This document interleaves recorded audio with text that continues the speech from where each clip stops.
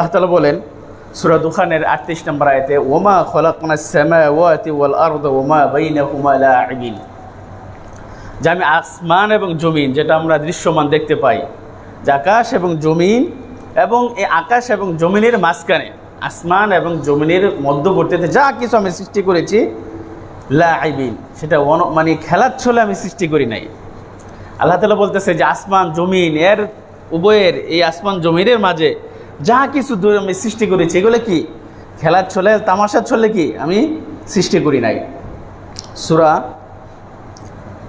অন্য জায়গায় আবার বলেন সূরা সাদের 27 নম্বর আয়াতে, যে ওমা খলাকনাস সামাআ ওয়াল আরদা ওমা বাইনাহুমা বাতিলা, যে আসমান এবং জমিন আমি সৃষ্টি করেছি, ওমা বাইনাহুমা বাতিলা, এবং এর মাঝে যা কিছু আছে অনর্থক আমি সৃষ্টি করিনি, মানে উদ্দেশ্যহীনভাবে আমি কি করি নাই, সৃষ্টি করি নাই। তার মানে এর পিছনে, সৃষ্টি করার পিছনে একটা কি আছে, হাদাফ আছে, একটা লক্ষ্য আছে, একটা এইম আছে, একটা উদ্দেশ্য আছে।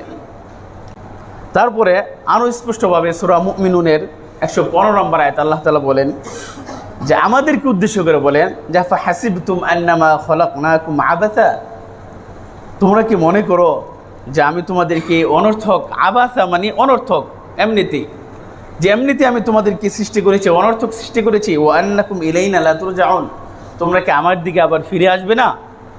তার মানে আল্লাহ তাআলা আমাদেরকে সৃষ্টি করে দুনিয়াতে পাঠিয়েছেন, মৃত্যুর পরে আবার আমরা কার কাছে চলে যাব, মানে আল্লাহ তাআলা আবার আমাদেরকে পুনরায় সৃষ্টি করবেন।